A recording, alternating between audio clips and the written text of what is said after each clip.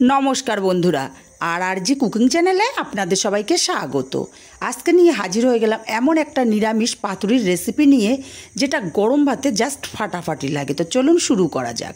প্রথমে মিক্সচার জারে আমি 3 চামচ পোস্তদানা দিয়ে দিলাম, দেব 5টা কাঁচা লঙ্কা, হাফ ইঞ্চি আদা কুচি দিয়ে দিলাম। মিক্সচার জারটা ঘুরিয়ে সব কিছু গুঁড়ো করে নিয়েছি। এখন এখানে দিয়ে দেব খেসারির ডাল। আমি আগের দিন রাতে ভিজিয়ে রেখেছিলাম, ডালগুলো বেশ নরম হয়ে গেছে। এখন ডালগুলোকে জল ঝরিয়ে মিক্সচার জারে দিয়ে দেব। হ্যাঁ বন্ধুরা, আমি আজকে ডাল পাতুরি করব। আর আমি নিরামিষভাবে করছি, আপনারা চাইলে এখানে পেঁয়াজ রসুনও ব্যবহার করতে পারেন। যদি রসুন ব্যবহার করেন তাহলে এই পেস্ট করার সময় ডালটার মধ্যে দিয়ে দেবেন। ডালটাকে মিহি করে পেস্ট করে একটা আলাদা পাত্রে নিয়ে নিয়েছি। এখন এর মধ্যে দিয়ে দেব 2 চামচ নারকেল পাউডার। আপনারা ফ্রেশ নারকেল যদি থাকে ফ্রেশ নারকেল করেও দিতে পারেন। হাফ চামচ হলুদ, 1 চামচ সর্ষের তেল আর স্বাদ মতো লবণ দিয়ে দিলাম। দিয়ে খুব ভালো করে সব কিছু মিশিয়ে নেব। খুব ভালো করে মিশিয়ে নিয়েছি, এক সাইডে রেখে দেব। এখন এখানে নিয়ে নিয়েছি কলা পাতার। কলা পাতাটা আমি আধা ঘন্টা রৌদ্রে দিয়ে রেখেছিলাম, তার জন্য কিন্তু পাতাটা ছেঁকার দরকার হবে না, কারণ কলা পাতাটা অনেকটাই নরম হয়ে গেছে।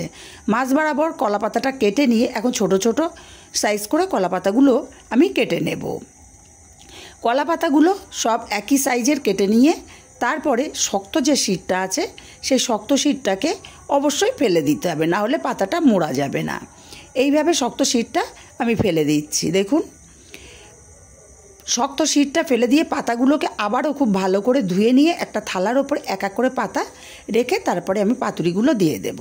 কিছুটা ডালের পেস্ট নিয়ে পাতার মাঝখানে দিয়ে একটু চৌকো শেপ দিয়ে দেব, এতে করে পাতুরিটা মুড়তে সুবিধা হবে। বেশ কিছুটা ডালের পেস্ট আমি এখানে দিয়ে দিয়েছি।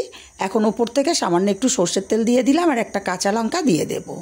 তারপরে পাতাটাকে মুড়ে নেব, 2 সাইড মুড়ে তারপরে ফোল্ড করে নেব। পাতাটা রৌদ্রে রাখার দরুন দেখুন কত সুন্দর পাতাটা ভাঁজ হয়ে যাচ্ছে। তারপর এক পাশ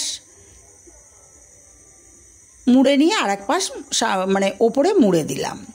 এখন সুতো দিয়ে পাতাটাকে বেঁধে নেব। আমার কাছে সাদা সুতো ছিল না, আমি কালারিং সুতো দিয়ে পাতাগুলো বেঁধে নিচ্ছি। আর একইভাবে সব পাতুরিগুলোকে রেডি করে নেব। তবে সুতোটা একটু টাইট করেই গিঁট দিতে হবে, যাতে সুতোটা না খুলে যায়।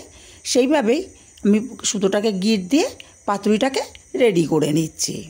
দেখুন, এখানে আপনাদের সঙ্গে কথা বলতে বলতে একটা পাতুরি রেডি হয়ে গেছে। আর একইভাবে সব পাতুরিগুলো আমি রেডি করে নিয়েছি।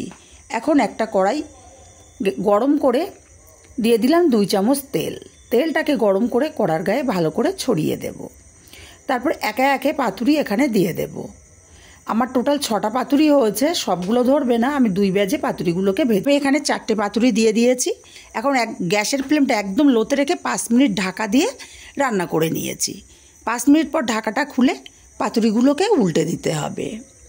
পাতুরিগুলো উল্টে দিয়ে গ্যাসের ফ্লেমটা লোতে রেখেই আবারও আমি ঢাকা দিয়ে 5 মিনিট রান্না করে নেব। এতে করে পাতুরিগুলো পারফেক্টভাবে রান্না হয়ে যাবে। আবারও ঢাকা দিয়ে দিলাম। 5 মিনিট পরে আবারও ঢাকাটা খুলে নিয়েছি। এখন দেখুন পাতুরিগুলো সুন্দর মতো 2 পাশে কালার চলে এসছে।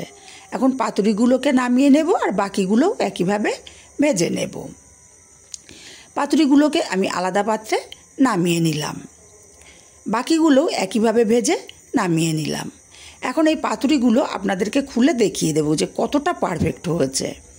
বন্ধুরা, রেসিপিটা ভালো লাগলে একটা লাইক দিতে কিন্তু ভুলবেন না। আর কাছের আত্মীয় স্বজন বন্ধুবান্ধবের কাছে শেয়ার করতে ভুলবেন না। আর বাড়িতে যদি বানিয়ে থাকেন কমেন্ট করে জানাতে ভুলবেন না যে পাতুরিটা আপনাদের কেমন লাগলো।